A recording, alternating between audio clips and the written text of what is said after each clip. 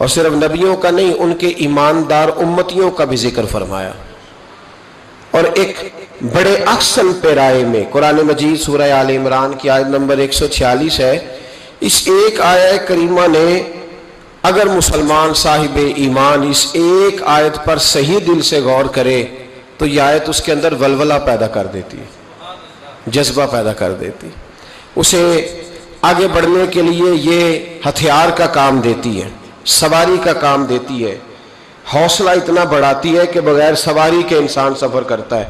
اللہ کریم نے فرمایا وَكَأَيٍّ مِّن نَبِيٍّ، فرمایا کتنے ہی انبیاء ایسے گزرے قاتلا جنہوں نے جہاد کیا، قتال کیا، مَعَهُ رِبِّيُّونَ کثیر، اور وہ اکیلے نہیں تھے، ان کے ساتھ کثیر تعداد میں اللہ والے اور بھی موجود تھے۔ مَعَهُ رِبِّيُّونَ کثیر، ان کے ساتھ اور بھی کثیر تعداد میں اللہ والے تھے۔ ہوا کیا؟ فرمایا فَمَا وَهَنُوا لِمَا أَصَابَهُمْ فِي سَبِيلِ اللَّهِ، جب وہ اللہ کے رستے میں نکلے اور اس رستے میں انہیں کوئی مصیبت آئی تو اس مصیبت پر وہ سست نہیں ہوئے، اس مصیبت پر وہ، آپ سست تو نہیں ہے نا اس وقت ماشاءاللہ، چلے اللہ خیر فرمائے۔ اللہ کریم نے فرمایا اس رستے میں وہ سست نہیں ہوئے، مصیبت آئی لیکن وہ مصیبت انہیں سست نہیں کرتی، تو جب سست نہیں کرتی تو پھر کیا کرتی ہے؟ چست کرتی ہے۔ وہ جب مصیبتیں آئیں تو وہ اور توانا ہو گئے، اور آگے بڑھنے کا جذبہ ان کے اندر آیا۔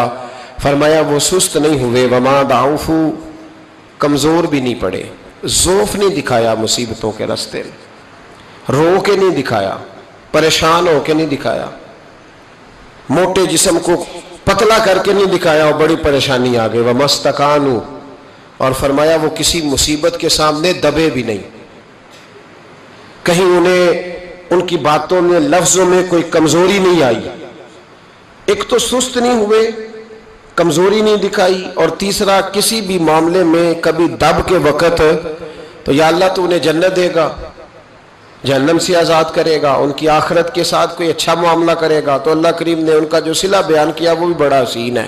فرمایا واللہ یحب الصابرین، ان صبر کرنے والوں کو اللہ اپنا محبوب بنا لے گا، یہ اللہ کے محبوب بن جائیں گے۔ ان کی فضیلت یہ ہے چونکہ انہوں نے جہاد کیا ہے اور جہاد کے راستے میں کوئی کمزوری نہیں دکھائی، ضعف نہیں دکھایا۔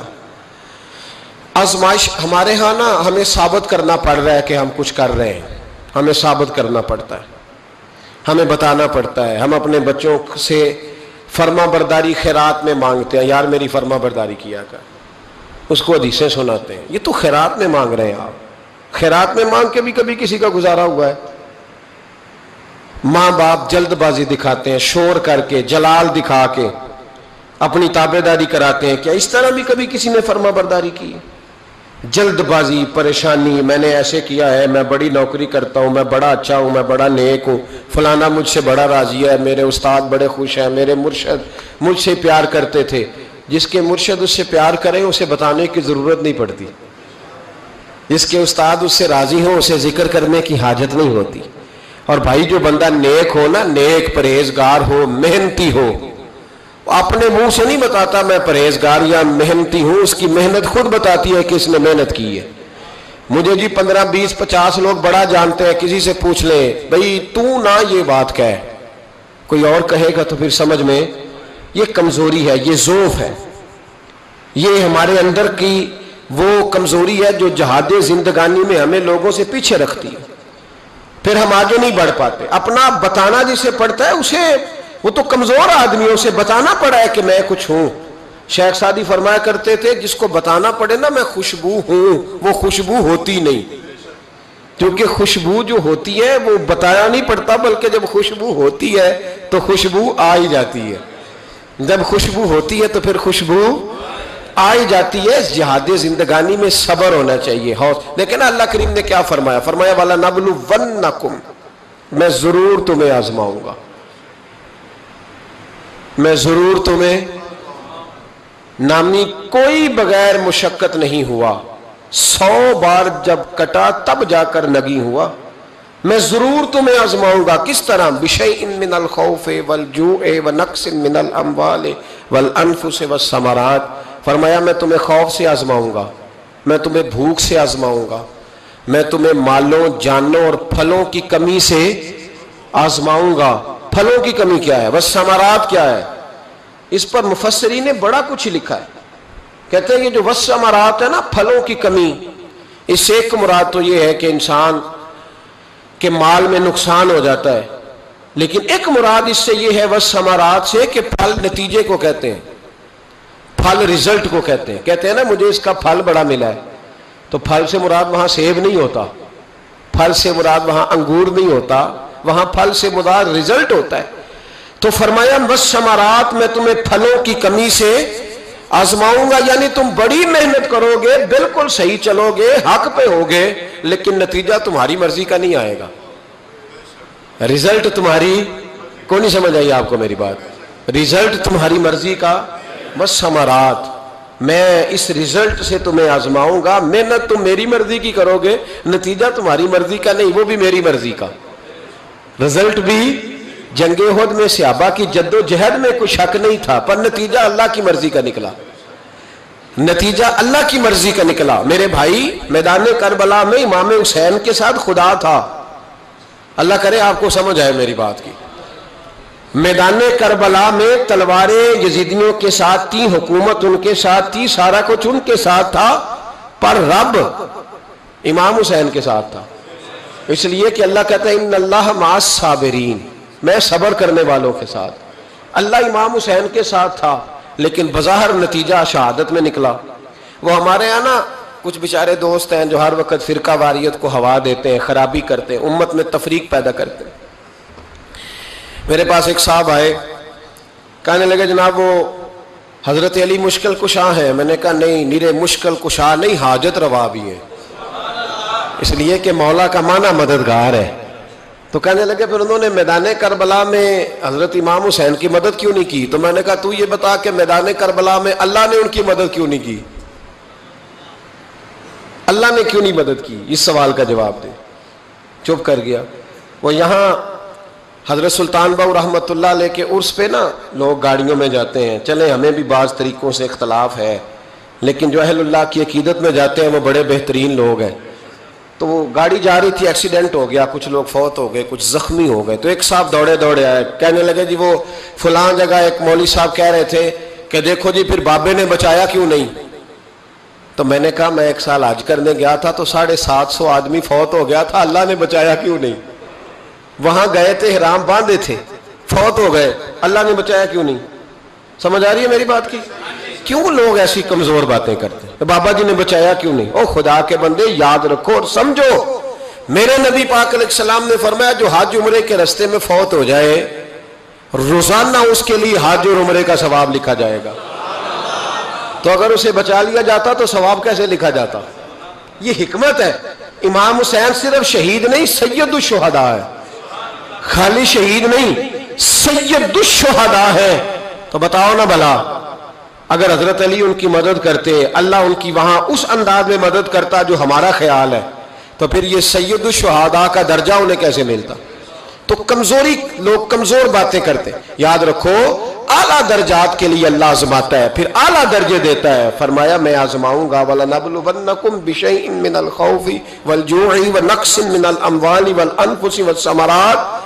تو جب لوگ اس میں کامیاب ہوں گے تو پھر کیا ملے گا؟ فرمایا وَبَشِّرِ الصَّابِرِينَ، خوشخبری میں بھی دے سکتا ہوں، خوشخبری میری طرف سے ہی ہے، پر میں خود نہیں دوں گا، میں اپنے محبوب سے کہوں گا محبوب تو انہیں خوشخبری دے دے.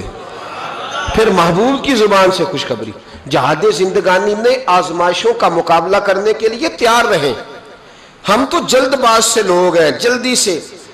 وہ کہتے ہیں جی میرے ابا جی نا وہ اب جلد باز ہیں، پنجابی کہتے ہیں کالے پہ جاندے نے. تو ابا جی جلد باز ہیں تو بچے نے نہیں جلد باز ہونا. بتائیں ابا بھی جلد باز اور بیٹا بھی، پھر کیا بنے گا روزانہ؟ بولے پھر گھر کے اندر سے روز چیخنے کی آوازیں آئیں گی. دونوں جلد باز ہو جائیں تو کیسے بات آگے چلے گی؟ میاں صاحب بھی جذباتی تو بیوی بھی جذباتی، تو رزلٹ یہ کس طرح کی بات ہے کہ ابا جی بچے جی چھوٹا بچہ ہے جی، اسے نہیں اب پتا، اسے نہیں پتا جی یہ جذباتی ہے، یہ جلد باز ہے، جوان ہو گیا کہتا گرم خون ہے جی اس لیے جلد باز ہے، بوڑھا ہو گیا اب اعصاب کمزور ہو گئے جلد باز ہے، تو سیاںا کس عمر میں ہونا تھا؟ بولے سیانے ہونے کی کون سی عمر ہے؟ باشعور ہونے کی، ٹھنڈے ہونے کی وہ تو جذباتی ہے نا جی، جوان خون ہے، تو ٹھنڈا خون کس عمر میں ہوتا ہے؟ تو یہ ایسی مبہم باتیں ہیں جنہوں نے ہماری زندگی ہمارے حق میں تنگ کر دی۔ ہم نے اپنے چھوٹے سے جذباتی پن پہ کنٹرول نہیں کیا، رشتے توڑ دیے ہم نے، ذرا صبر نہیں ہوا، ذرا استقامت نہیں ہوئی، کوئی کام نہیں، جھوٹ کے سہارے زندہ رہے، دھوکے کے سہارے زندہ رہے، اپنے آپ کو بھی مصیبت میں رکھا، ساتھ والوں کو بھی مصیبت میں رکھا۔ صبر اور استقامت زندگی کا حسن ہے۔ اللہ نے قرآن میں اللہ والوں کی دعا بیان کی، فرمایا میرے بندے مجھ سے دعا مانگتے ہیں، کیا ربنا افرغ علینا صبرا وثبت اقدامنا، وہ دعا مانگتے ہیں کہ یا اللہ ہم پہ صبر انڈیل دے اور ہمارے قدموں کو ثابت قدمی عطا فرما۔ وہ صبر اور استقامت کی دعا مانگتے ہیں۔ زندگی میں حوصلہ پیدا کریں، جد و جہد کا مزاج بنائیں، مشکلات سے ٹکرانے کا مزاج بنائیں، مشکلات سے لڑنے کا مزاج بنائیں، انسانوں سے نہیں لڑیں، مشکل وقت آئے تو اسے کاٹ جائیں۔ ہمارے ہاں غربت آتی ہے تو غربت سب سے پہلے جھگڑا لے کے آتی ہے۔ چاہیے تھا نا کہ گھر میں غربت آ گئی تو سارے لوگ دلیری سے اسے کاٹ جاتے، سارے ایک دوسرے کے خلاف ہے، تیری وجہ سے ایسے ہوا ہے، تیری وجہ سے ایسے، بھئی یہ تو حوصلے کے ساتھ کاٹنے والا ٹائم، اسی کو جھگڑے کی نظر کر دیا۔ پھر ایک دوسرے سے پیار کب کرنا ہے، محبت کب کرنی ہے؟ اگر آپ نے بیوی کو پیسے دے کے ہی اور بچوں کو دولت دے کے ہی انہیں ہم نما بنانا ہے تو یہ تو آپ کسی غیر کو بھی دے دو تو وہ بھی نعرے لگانے لگ جاتا ہے۔ ان سے پھر دلچسپی کس بات کی ہوئی، ان کے ساتھ پھر پیار کس معاملے کا ہوا؟ میرے عزیزوں، ہمت، حوصلہ، کتنے خوبصورت لفظ ہیں حدیث پاک کے۔ آپ یقین کریں ہم اپنے نبی پاک کے ایک فرمان کو زندگی میں اپنے گرہ سے باندھ لیں تو وہی ہمارے لیے بڑا کافی ہے۔ ایک فرمان مشکات میں نبی پاک کا، اللہ کے رسول صلی اللہ علیہ وسلم نے فرمایا جب اللہ کا ارادہ بن جاتا ہے نا کسی بندے کو بڑا درجہ دینے کا، اللہ کا جب ارادہ بنتا ہے اس بندے کے پاس عمل کوئی نہیں ہوتا بڑا بننے کے لیے، بس اللہ کا ارادہ بن گیا کہ وہ بڑا بن جائے۔ اس کا مطلب ہوا رب بڑا ہی مہربانی فرمانے والا ہے۔ فرمایا محبوب کریم علیہ السلام نے کہ بندے کے پاس عمل ایسا کوئی نہیں، کردار میں، گفتار میں نیکی ایسی نہیں جس کے سبب سے اسے بڑا بنایا جائے۔ اب اللہ کا ارادہ ہو گیا اسے رتبہ دینا ہے تو محبوب فرماتے ہیں پھر اللہ اسے آزمائشوں میں مبتلا کرتا ہے، پھر اللہ اسے کوئی مشکل مرحلے سے گزارتا ہے، چونکہ عمل ایسا نہیں تھا کہ وہ بڑا ہو سکے، اس ایک مشکل کے سبب سے پھر اللہ اسے رتبہ عطا کر دیتا ہے، پھر اللہ اسے بلندی عطا کرتا ہے۔ ہمارے رتبے بلند ہو رہے، آپ کو پتہ ہے جتنا جہاز اونچا چڑھتا ہے اتنی ہوا تیز ہوتی ہے، مخالف ہوا تیز ہو تو جہاز تیز چل سکتا ہے، اگر ہوا تیز نہ ہو مخالف سمت کی تو جہاز تیز، اس لیے اقبال کہتے ہیں تندی یہ باد مخالف سے نہ گھبرا اے عقاب، یہ تو چلتی ہے تجھے اونچا اڑانے کے لیے، یہ تو چلتی ہے تجھے اونچا اڑانے کے لیے، آزمائشوں سے گھبرائیں نہیں، بے صبری نہ کریں، خودکشی ہے، بے صبری ہے، لڑائی ہے، قتل و غارت ہے، مشکلات سے لوگ گھبرائے ہوئے ہیں، بچے تک ذبح کر رہے ہیں، نہ جانے مشکلات سے نکلنے کے لیے کیا کیا لوگوں نے رنگ اختیار کیا ہے۔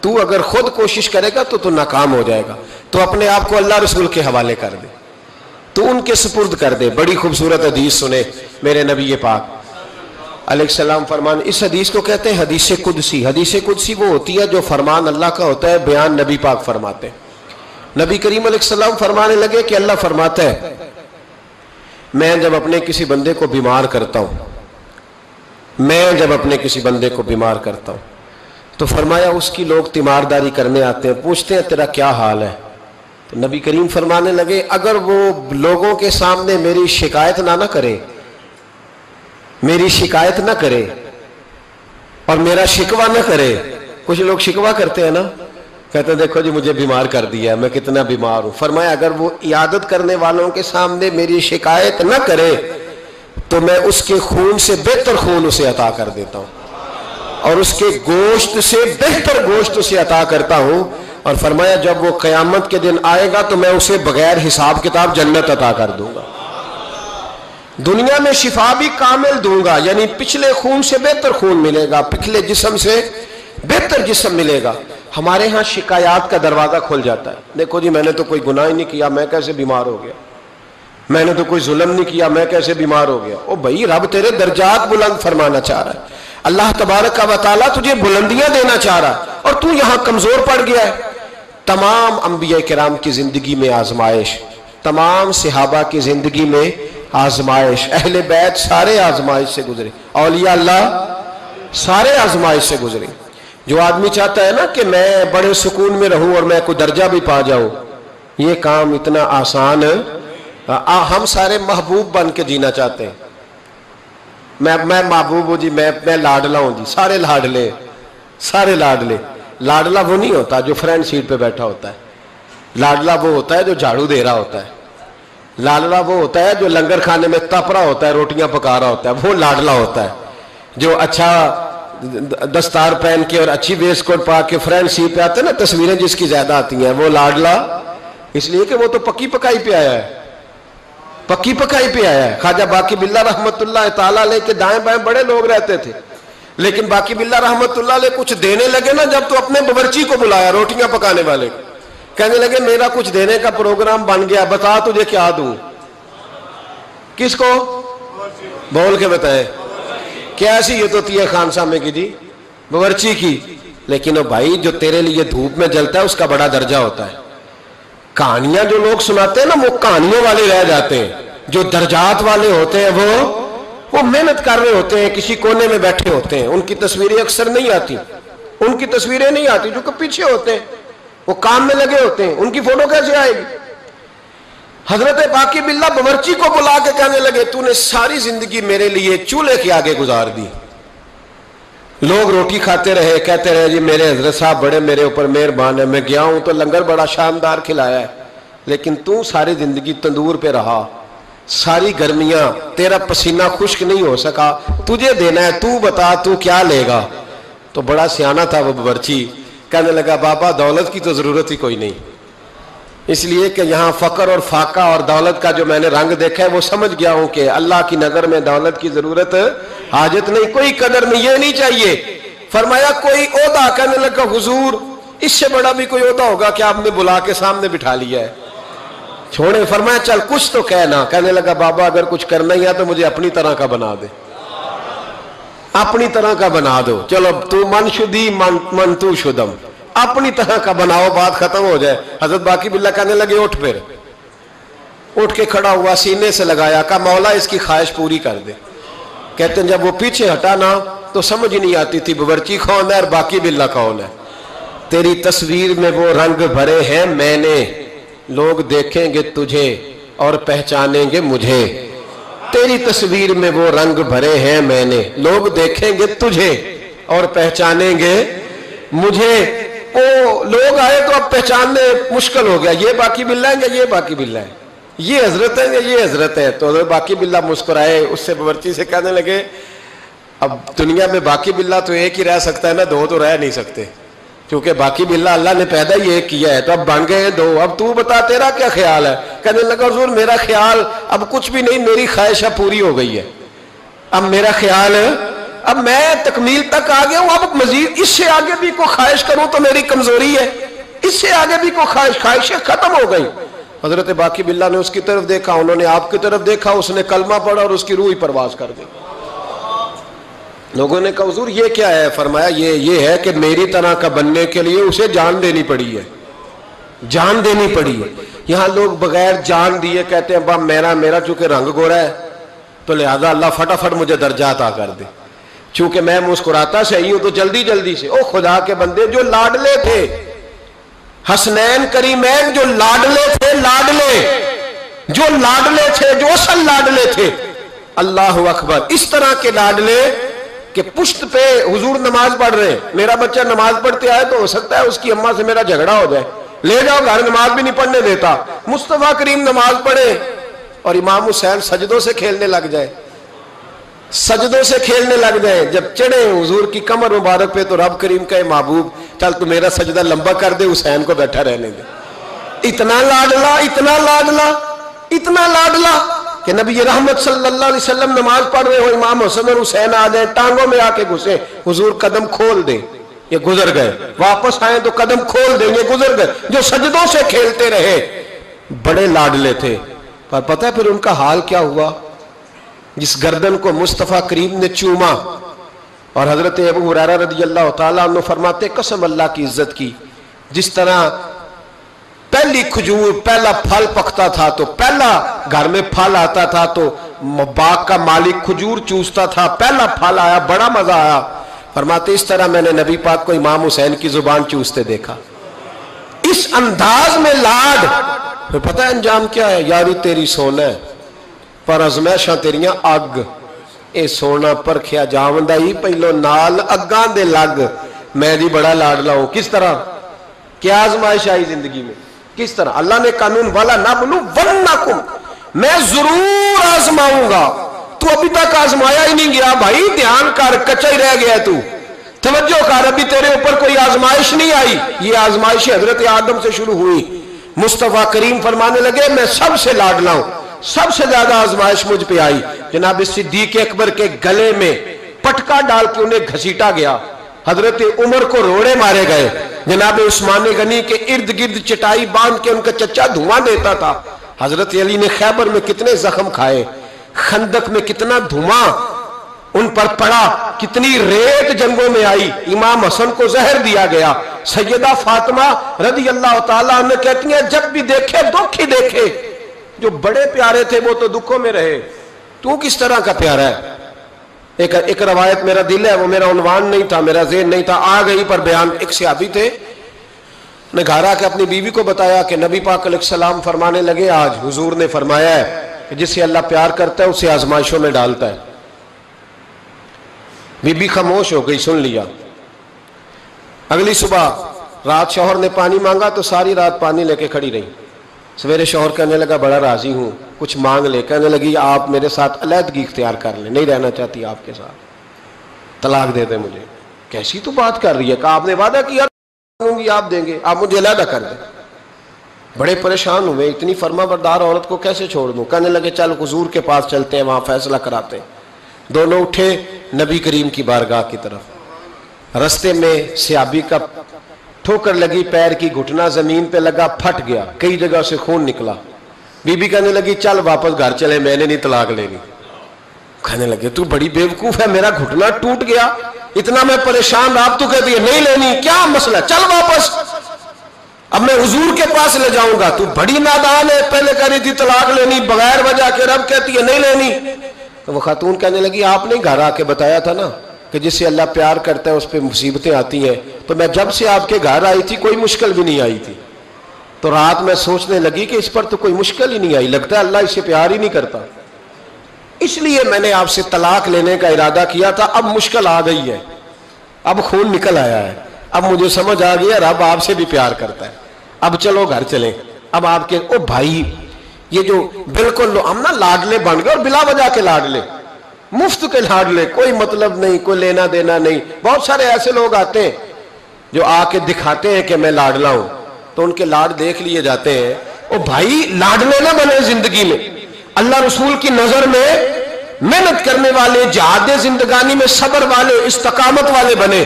اللہ کے جتنے بندے تھے وہ صبر والے تھے، استقامت والے، میدان میں رہنے والے، جد و جہد والے۔ حضرت ابو جندل، سنو کس طرح کی آزمائشیں۔ حضرت ابو جندل بن سہیل حضور کے صحابی ہیں، نبی پاک مدینے آ گئے، وہ مکے رہ گئے، والد نے اور بھائیوں نے کہا کلمہ چھوڑ دے ورنہ ماریں گے۔ ہمیں تو مفت میں کلمہ ملا ہے، بالکل فری، نمازیں بالکل فری، ہر چیز مفت میں، اس لیے لوگ کہتے ہیں ابھی ٹائم نہیں ملے گا تو پڑھوں گا۔ انہوں نے محنت کر کے لی تھی نا، تو نماز چھوٹ جاتی تھی تو چیخیں بھی نکل جاتی تھی، کیونکہ دین محنت کر کے لیا تھا، قدر تھی۔ حضرت ابو جندل بن سہیل کلمہ پڑھا، والد نے کیا کیا، انہوں نے پکڑ کے باندھ دیا زنجیروں سے، اور آپ فرماتے ہیں کہ مجھے کہتے تھے چھوڑ، میں نہیں چھوڑتا تھا، میرے ہاتھ جب باندھ دیے تو میرا باپ اور میرے بھائی بندے ہوئے ہاتھوں پہ ڈنڈے برساتے تھے، چھوڑے گا کہ نہیں کلمہ؟ آپ فرماتے میں نے کہا میں نہیں چھوڑوں گا۔ کہتے میرے کان میں کسی نے آ کے خبر دی کہ نبی پاک حدیبیہ تک آ گئے، 1500 صحابہ کو لے کے نبی پاک آ گئے عمرہ کرنے، فرماتے ہیں میں اب میں نے کہا میری بات بن گئی, میرے کریم پہنچ گئے, میرے وارث آ گئے, اب مسئلہ حل ہو گیا. ادھر نبی پاک صلی اللہ علیہ وسلم کے ساتھ صلح نامہ لکھ رہے ہیں کفار. اس صلح میں شرط طے ہو گئی کہ مکے سے اگر کوئی مسلمان مدینے جائے گا تو نبی پاک واپس کریں گے, رکھیں گے نہیں. وہ کہہ رہے ہیں کہ میں سمجھ گیا کہ حالات صحیح ہو گئے. یہاں حضور نے شرط طے کر لی کہ کوئی واپس آئے گا تو رکھیں گے نہیں. میرے حبیب کریم علیہ الصلوۃ والسلام جب یہ کہا نا شرط طے ہو گئی, تو جناب ابو جندل کہتے ہیں کسی طریقے سے میں گھر کی الماری توڑ کے باہر نکلا, زنجیریں نہ مجھ سے ٹوٹیں, زنجیروں سمیت میں آیا. حضرت علی شیر خدا کہتے ہیں وہ شخص دوڑتا آ رہا تھا تو جس رستے وہ آیا سارا وہ رستہ خون سے بھرا ہوا تھا. کہتے ہیں خون سے لتھڑے ہوئے حضرت ابو جندل پہنچے, آ کے حضور کے سامنے کھڑے ہوئے, اور جب ان کا چہرہ دیکھا تو محبوب کی آنکھوں میں آنسو آ گئے. ہاتھ بندھے ہوئے دکھائے, کہا محبوبہ یہ ہتھکڑیاں دیکھو, یہ میرے پیروں میں زنجیریں دیکھو, زخم پہ زخم کھا کے جی, خون جگر کے گھونٹ پی, آہ نہ کر لبوں کو سی, یہ عشق ہے کوئی دل لگی نہیں. حضور یہ میرا حال ہے. آقا مجھے لے جائے ساتھ, میں غیروں کا کیا گلہ کروں, میرا تو ابا مجھے مارتا ہے, میرے بھائی مارتے ہیں, مہربانی کرے. حضور سید عالم علیہ السلام ابھی بات کرنے لگے تھے کہ ابو سفیان بولے, کہنے لگے آپ کی اور ہماری شرط طے ہو گئی ہے, آپ نہیں لے کے جا سکتے. صحابہ کہنے لگے ابھی تو دستخط نہیں ہوئے, معاملات تے کہنے لگا بھی اگر آپ یہ شرط نہیں مانتے تو صلح کوئی نہیں. دیانتداری سے بتانا, دیانتداری سے. کوئی استاد یوں چھوڑ کے چلا جائے, کوئی مرشد یوں چھوڑ کے چلا جائے, کیا حالت ہوگی. لوگ بھاگ نہیں جاتے چھوڑ چھاڑ کے, چھوڑو جی اس نے میرے ساتھ پیار ہی نہیں کیا. یہاں تو آپ ایک ٹائم نہ کسی کو دے تو وہ ناراض ہو جاتا ہے, کہتا ہے میری مانی نہیں, چھٹی. حضرت ابو جندل رضی اللہ تعالیٰ عنہ خون بہ رہا ہے, ہاتھوں میں بیڑیاں زنجیریں. میرے کریم رسول علیہ السلام کہنے لگے ابو جندل ابھی تیری آزمائش ختم نہیں ہوئی, ابھی تو نے واپس جانا ہے, اس قید کو تھوڑا سا اور تو نے سہنا ہے, برداشت کرنا ہے, فکر نہ کرنا, جلدی تیری مشکل حل ہو جائے گی, فکر نہ کرنا.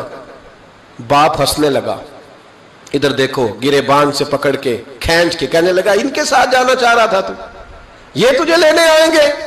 حضرت ابو جندل نے باپ کا چہرہ دیکھا, کہنے لگا ابا تو جو مرضی کہے, میرے رسول جو فیصلہ بھی کرتے حق اور سچ ہی کرتے, انہوں نے جو میرے حق میں بہتر سمجھا وہ میرے لیے. بات نہ کروں خواجہ غلام فرید کی, حضرت خواجہ کیا کہتے ہیں, کہتے ہیں اے تن میرا کنگی ہو گئے, اے تن میرا کنگی ہو, میں زلف سجن دی واواں, پوش میرے دی جتی بن جائے, تے یار دی قدمی آواں, مارو مارو مینو مار مکا مارو. ابا سے بھائی سے کہنے لگے مارو مارو مینو مار مکاؤ, میں کوئی عذر نہ پیش لے آواں, تے جے سونا ہی میرے دکھ وچ راضی, جے او سونا ہی میرے دکھ وچ راضی, تے میں سکھ نو چلے ڈاواں, ہاں یار فریدا کدی مل پہ سونا, انہوں رو رو حال سناواں. حضرت خواجہ یار محمد رحمت اللہ علیہ کہنے لگے کبھی وہ مل جائے اسے دکھڑا سناؤں گا. اور بڑے خوبصورت لفظ لکھے ہیں راویوں نے, کہتے ہیں حضرت ابو جندل اپنے والد سے کہنے لگے اب اس طرح کر میری زنجیریں کھول دے, اب میری بیڑیاں کھول دے, اب میں بھاگوں گا نہیں, اس لیے کہ پہلے میں تیرا قیدی تھا, اب میں نبی پاک کے حکم کا قیدی ہوں, اب جب تک حکم نہیں آئے گا میں جانے نہیں لگا, تو کھول دے اور جتنا دل کرے ظلم کر, میں تو مجھے کہہ دے اس کمرے میں قید رہنے, میں نکلوں گا نہیں, اس لیے کہ اب میں مصطفیٰ کے محبوب کا قیدی ہوں, اب تھوڑی نکلوں گا. قید ہو گئے, تھوڑا ہی وقت گزرا کہ اللہ نے فتح مکہ عطا فرما دی. میرے محبوب جب گئے نا طواف کیا, حضرت ابو جندل کو لوگ جانتے ہی نہیں تھے کون ہے, پتہ ہی نہیں تھا, پر جب پیار ہوا نا, پیار ہوا تو حالات ہی بدل گئے, محبت ہوئی تو حالات بدل گئے, بالکل تبدیلی آ گئی. میرے محبوب نے حرم مکہ کے اندر کھڑے ہو کے اونٹنی پر بیٹھ کر کان میں بھی کہا, جو حضور ان کے محلے کو بھی جانتے تھے, گلی کو بھی جانتے تھے, باپ کو بھی جانتے تھے, چچا کو بھی کہہ سکتے تھے کسی کو جاؤ دوڑ کے فلانے کو بلا کے لاؤ, لیکن شانے دینا کوئی میرے نبی سے سیکھے, مرتبہ اور مقام دینے کا یہ وال اونٹنی پر بیٹھ کر سارے مجمع میں اعلان کر کے فرمایا جاؤ کوئی ابو جندل کو بلا کے لاؤ. زور سے حضرت ابو جندل کی عظمت واضح ہو گئی, وہ تشریف لائے, سامنے کھڑے ہوئے تو نبی کریم فرمانے لگے تجھے کہا تھا نا تیری مشکل تھوڑی رہ گئی ہے, تجھے کہا تھا نا تھوڑی رہے. حضرت ابو جندل فرمانے لگے وہ جو تکلیف حدیبیہ میں ہوئی تھی نا وہ مجھے دوبارہ کبھی یاد ہی نہیں آئی، لیکن یہ جو حضور نے میرے لیے حرم میں جملے کہے نا، فرماتے جب میں یاد کرتا ہوں تو مجھے یوں لگتا ہے میری روح پرواز کر رہی ہے، مجھے یوں لگتا ہے خدا کے عرش کے قریب سے ہو کیا. بھائیو جب مشکل آتی ہے صبر اور استقامت ہونا پھر انسان بڑے مرتبے پاتا ہے، پھر وہ آگے سفر. حضرت ابو سلمہ نام یاد رہے گا آپ کو. یہ سلمہ عربی میں جب پڑھیں گے نا تو لام پہ بھی زبر آئے گی، میم پہ بھی ایک خالی ہوگی تو سلمہ بنے گا. ہم اپنی زبان میں سلمہ بھی بول لیتے ہیں. حضرت سلمہ ابو سلمہ، ان کے گھر میں بیٹا پیدا ہوا تو بچے کا نام سلمہ رکھا، اور سلمہ کا معنی ہوتا ہے یہ سلامت رہے، تو بیٹے کا نام سلمہ رکھا انہوں نے. حضرت سلمہ اتنے پیارے تھے، خوبصورت تھے کہ باپ نے اپنا نام ہی چھوڑ دیا اور اپنے آپ کو ابو سلمہ کہلانا پسند کیا. بیٹے یہ کنیت مشہور ہو جاتی. ماں اتنا پیار کرنے لگی بیٹے سے کہ ماں کا نام ام سلمہ مشہور ہو گیا. اتنے پیارے بیٹے تھے کہ مکے کی عورتیں روز آتی، کوئی بی بی آ کہتی ذرا تھوڑی دیر بچہ دینا، میں گھر نہ لے جاؤں. ایک اور بی بی آ گئی، تھوڑی دیر میں نہ کھلا لوں. بچیاں محلے کی عورتیں بڑا پیار کرتی. حضرت ابو سلمہ جب کفار مکہ سے تنگ آ گئے تو مدینے جانے کا ارادہ کیا. مدینے جانے کا دکھ جب بہت زیادہ گھیر لینا بندے کو تو پھر مدینہ یاد آتا ہے. مدینے جانے کا جب ارادہ کیا نا تو میاں بیوی اور بیٹا ساتھ بیٹھے. جب گئے نا مدینے کی سرحد پہ تو جناب ام سلمہ کے میکے والے آ گئے، آ کے آنے لگے ابو سلمہ تو نے جانا ہے تو جا، ہماری بیٹی کوئی نہیں جائے گی، جا تو نے جانا ہے تو. بنو مغیرہ میں ان کی شادی ہوئی تھی، بنو مغیرہ کے سارے لوگ آ گئے، ہم نہیں جانے دیں گے. وہ جناب ام سلمہ کو لے گئے. ماں ادھر چلی گئی، پیچھے سے جناب ابو سلمہ کے بھائی، ان کے رشتہ دار، ان کے ماں باپ سارے آ گئے. کہنے لگے، ان کا والد کہنے لگا ابو سلمہ تو نے جانا ہے تو جا، یہ بچہ ہماری نسل ہے، میرا پوتا نہیں جائے گا، ان کو نہیں جانے دوں گا. رشتہ دار جمع ہو گئے، یہ نہیں جائے گا. حضرت ابو سلمہ بچہ اپنی طرف کھینچتے، ان کا قبیلہ اپنی طرف کھینچتا. اسی حالت میں بچے کا بازو اتر گیا، بچہ چیخے مار کے رونے لگا. ذرا سننا اور ذرا سوچنا. میں کہا کرتا ہوں جسمانی تکلیف سہی جاتی ہے، یہ جو ذہنی تکلیف ہوتی ہے نا، اذیت، یہ بڑی مشکل ہوتی ہے. لیکن صحابہ نے جہاد زندگانی میں ذہنی آزمائشوں کو سہا، تکالیف برداشت کی. بچہ ان کے میکے والے لے گئے، بیوی سسرال والے لے گئے. جناب ابو سلمہ تھوڑا آگے بڑھ کے کھڑے ہوئے، کہنے لگے بیٹا بھی مجھے بڑا پیارا ہے، بیوی بھی بڑی پیاری ہے، لیکن شہر مدینہ کا بھی جواب نہیں، میں مدینہ ہی جاؤں گا بچہ چھوڑ کے. او بھائی یہاں جو لوگ 22 دن کے لیے 28 دن کے لیے جاتے ہیں نا، وہ 6 سال کی پلاننگ پیچھے دے کے جاتے ہیں. بچوں کو کوئی تکلیف نہ آئے، گھر والوں کو کوئی مشقت نہ آئے، جو 15 دنوں کے لیے جا رہے. لیکن بچہ رہ گیا، بیوی رہ گئی. جناب ابو سلمہ مدینے چلے گئے، ماں کہیں ہے، بیٹا بتاؤ کتنی تکلیف ہے، کتنی اذیت ہے، کتنی آزمائش ہے. حضرت ابو سلمہ مدینے چلے گئے.